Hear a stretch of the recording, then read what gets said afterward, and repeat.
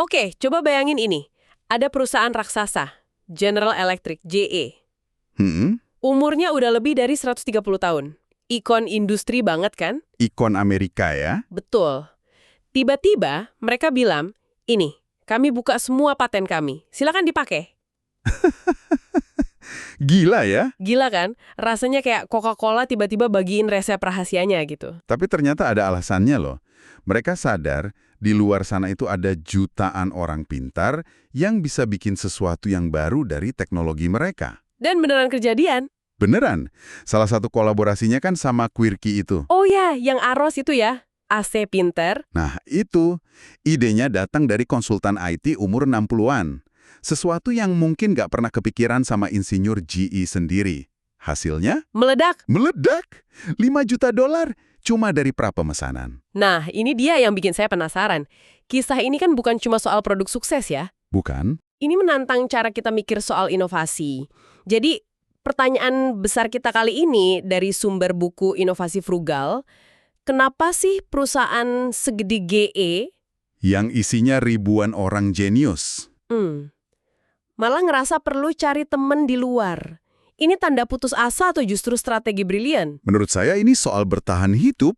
Oh iya. Ada data yang cukup bikin kaget loh. Rata-rata umur perusahaan di indeks S&P 500 itu anjlok. Anjlok gimana? Dulu di tahun 1958, mereka bisa bertahan sampai 61 tahun. Oke, lama itu. Di tahun 2011, angkanya tinggal 18 tahun. Wow, dari 61 ke 18. Jauh banget. Jauh banget. Ini bukti kalau jadi besar dan efisien aja tuh udah nggak cukup. Jadi ini bukan lagi pilihan, tapi keharusan ya? Tepat. Disinilah konsep yang namanya hiperkolaborasi jadi penting banget. Hiperkolaborasi. Dan II bukan inovasi terbuka yang basa-basi ya. Bukan yang cuma cari validasi buat ide yang udah ada. Terus apa bedanya? Hiperkolaborasi itu lebih dalam. Ini soal bangun kemitraan sama pihak-pihak yang kadang nggak terduga. Bahkan sama kompetitor. Pola pikirnya diubah total. Gimana tuh? Dari yang tadinya, pengetahuan adalah kekuatan, jadi berbagi kekuatan adalah kekuatan. Oke, berbagi pengetahuan adalah kekuatan. Saya suka itu. Mari kita bedah lebih dalam. Di sumber kita ini ada 6 cara spesifik ya untuk melakukan hiperkolaborasi. Betul. Kita mulai dari yang paling dekat dulu deh, pemasok. Seringkali kan pemasok itu cuma dianggap, ya pihak yang harus ditekan harganya semurah mungkin. Persis. Dan itu kesalahan besar loh. Manajer pembelian itu kan insentifnya cuma menekan biaya. Iya. Akibatnya, ide-ide brilian dari pemasok itu nggak pernah nyampe ke atas. Padahal mereka yang paling tahu soal teknologi komponen. Nah, contohnya di sini soal produsen mobil Jerman itu kan? Iya. Yang tadinya sombong remehin mobil murah kayak Dacia. Sekarang mereka malah deketin pemasok kayak Bosch. Bosch itu kan salah satu otaknya mobil super murah Tata Nano. Oh, yang di India itu ya? Betul. Pabrikan Jerman itu sadar kalau mau bikin mobil terjangkau tapi berkualitas, mereka nggak bisa sendirian. Hubungannya jadi berubah total. Dari transaksional? Jadi kemitraan strategis. Tapi kan susah ya implementasinya. Maksud saya, gimana cara ngubah mindset manajer pembelian yang bertahun-tahun diukur dari seberapa jago dia nekan harga? Nah, itu tantangannya. Ini soal budaya dan insentif. Perusahaan harus mulai ngasih penghargaan ke tim pembelian bukan cuma karena dapat harga murah. Tapi juga karena berhasil bawa masuk inovasi dari luar. Hubungannya harus jadi dialog, bukan negosiasi satu arah. Oke, masuk akal. Lupakan neken harga, mulai ajak ngopi ya. Bisa dibilang gitu. Nah, cara kedua ini juga menarik. Istilahnya bermitra untuk melayani Mi Ecosystems. Apa nih maksudnya Mi Ecosystems? Mi Ecosystems itu intinya ekosistem yang pusatnya di saya.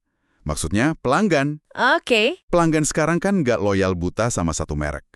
Mereka itu ngerangkai sendiri produk dan layanan dari banyak perusahaan buat kebutuhan mereka. Bikin ekosistem personalnya sendiri. Tepat. Contohnya di sini operator kereta Perancis SNCF yang kerjasama sama Renault. Ini kan aneh, kereta sama mobil biasanya saingan. Benar, tapi mereka lihatnya dari kacamata pelanggan. Perjalanan orang kan nggak berhenti di stasiun. Iya, masih ada mil terakhir gitu ya. Nah, itu dia. SNCF sama Renault sadar soal itu. Jadi mereka kolaborasi bikin solusi transportasi dari ujung ke ujung. Jadi bisa pesan tiket kereta sekaligus sewa mobil listriknya gitu. Persis. Mereka bahkan sampai patungan bikin dana investasi buat startup di bidang mobilitas hijau. Wow, ini pergeseran besar banget sih. Dari ekosistem yang fokus ke merek, jadi ekosistem yang fokus kebutuhan pelanggan. Tapi nggak bahaya tuh? Maksudnya? Gimana SNCF mastiin Renault nggak nyuri pelanggan mereka? Batas antara kolaborasi sama kompetisinya di mana? Pertanyaan bagus banget. Disitulah seninya. Kuncinya itu kepercayaan dan tujuan bersama. Tujuan bersamanya apa di sini? Bikin transportasi publik plus mobil listrik jadi lebih menarik daripada punya mobil pribadi. Kemenangan bersamanya lebih besar daripada resiko nyolong pelanggan. Oke. Nah, kalau kerja sama mitra itu satu hal. Tapi cara ketiga ini lebih gila lagi. Melibatkan kompetitor. Serius? Kerjasama sama musuh bebuyutan. Bukannya tujuan bisnis itu ngalahin mereka. Kedengarannya memang aneh, tapi di situasi tertentu, ini langkah paling cerdas. Terutama buat proyek inovasi yang risikonya tinggi dan biayanya gede banget. Oh, jadi bebannya dibagi-bagi. Betul. Ini disebut co-opetition. Kombinasi dari cooperation dan competition. Co-opetition.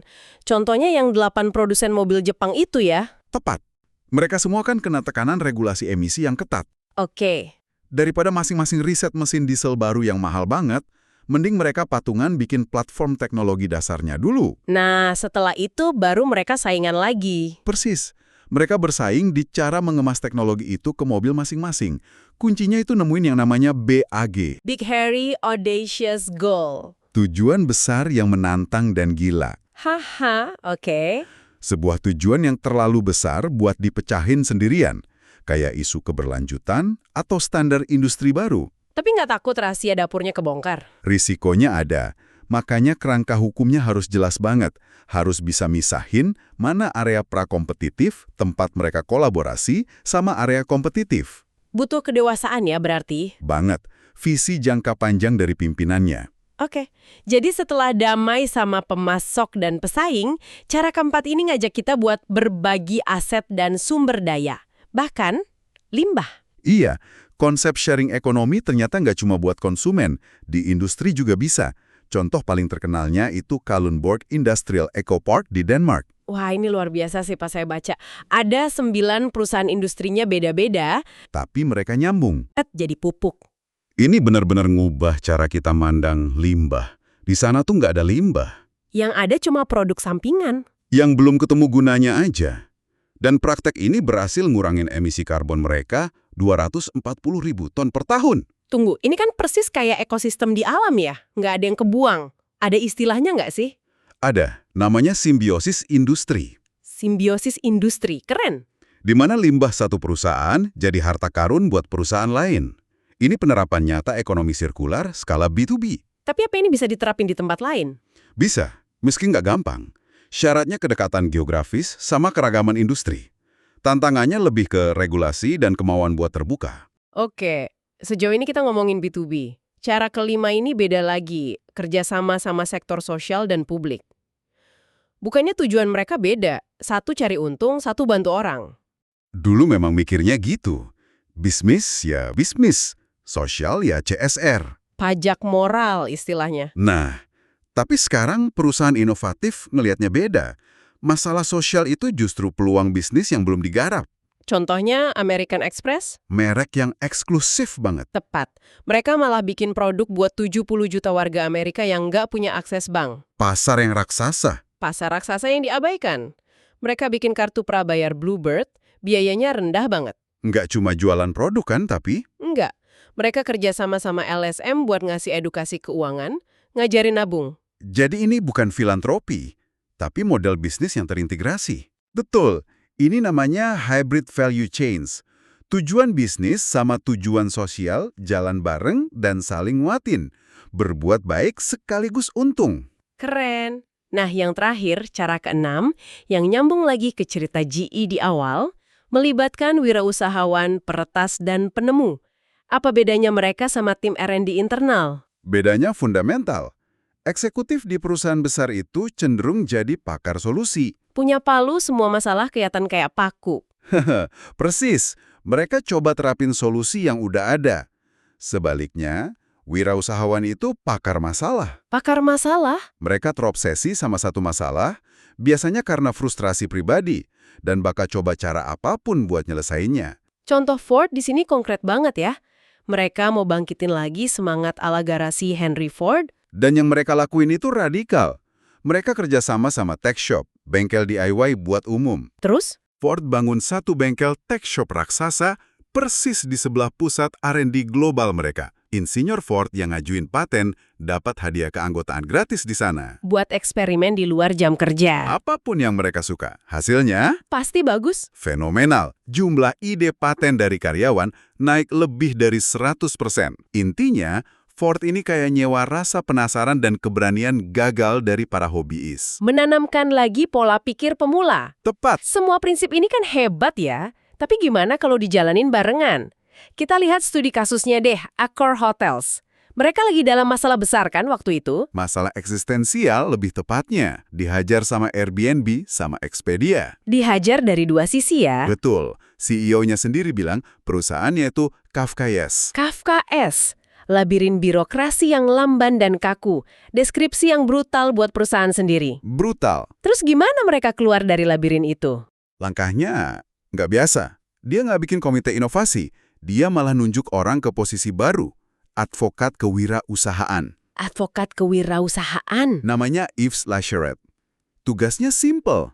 Jadi kakak yang peduli buat para pengusaha kecil dan menengah yang inovatif. Kakak yang peduli. Bukan direktur inovasi. Gitunya, unik banget ya. Unik. Dan caranya juga anti birokrasi. Dia nggak bikin portal online yang ribet. Dia ngadain acara speed dating. Kencan kilat. Beneran, UKM dikasih waktu beberapa menit buat persentase ide mereka langsung di depan para bos Accor. Wow, langsung ke para bos. Nggak lewat manajer tengah dulu. Tepat. Jadi ide bagus nggak mati di tengah jalan. Dan yang disukai, pemimpin itu langsung jadi sponsor proyek percontohannya. Cepat, praktis, langsung kelihatan hasilnya. Betul. Jadi Accor ini melakukan banyak hal sekaligus ya. Mereka melibatkan wirausahawan, fokus ke mie ekosistem tamu, dan yang paling penting, berusaha merombak budaya Kafkaes mereka. Tepat sekali. Kasus Accor ini contoh sempurna hiperkolaborasi dalam aksi. Ini nunjukin bahkan raksasa paling birokratis pun bisa belajar nari lincah kayak startup. Asal tekanannya cukup besar ya. Betul. Mereka sadar nggak bisa lagi ngandelin kekuatan internal doang. Harus buka pintu dan jendela lebar-lebar. Oke, jadi kalau kita tarik benang merahnya dari semua cerita ini, dari GE, Ford, sampai Accor, kita lihat ada pergeseran fundamental. Inovasi itu bukan lagi permainan solo yang dimainin di dalam menara gading R&D. Betul. Kunci buat bertahan dan berkembang di Adat 21 ini ya kemampuan buat bangun jejaring, berbagi pengetahuan, dan kolaborasi sama pihak-pihak yang paling nggak terduga. Apa pesan kunci yang bisa kita ambil dari semua ini?